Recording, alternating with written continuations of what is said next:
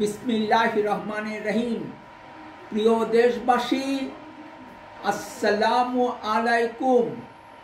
আমি সামিউল প্রধান রহমতে রাব্বানা থেকে বলছি। 1947 সালের দেশ বিভাগের পর অবিভক্ত বাংলার শেষ প্রধানমন্ত্রী হুসেন শহীদ সোহরাওয়ার্দী কলকাতা থেকে প্রথমে লাহোরে যান। সেখানে তিনি তার শ্বশুর স্যার আব্দুর রহিমের বাসায় উঠেন।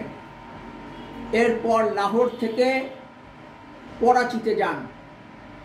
করাচিতে গিয়ে তিনি জিন্নাহ মুসলিম লীগ গঠন করেন। জিন্নাহ মুসলিম লীগ করে সুবিধা হবে না বুঝতে পেরে তিনি মজলুম জননেতা মৌলানা আব্দুল হামিদ খান ভাসানীকে দিয়ে পূর্ব পাকিস্তান আওয়ামী মুসলিম লীগ গঠন করেন।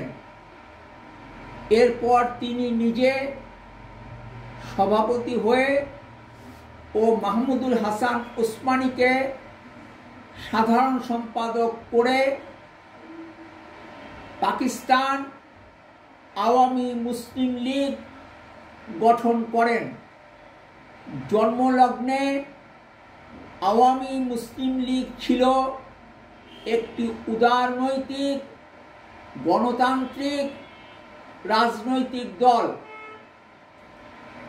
ওই সময়ে আওয়ামী মুসলিম লীগের নেতা কর্মী ভক্ত ও সমর্থকরা আওয়ামী মুসলিম লীগকে জনগণের মুসলিম লীগ বলে এবং ক্ষমতাসীন পাকিস্তান মুসলিম লীগকে সরকারি মুসলিম লীগ বলে প্রচার করতেন।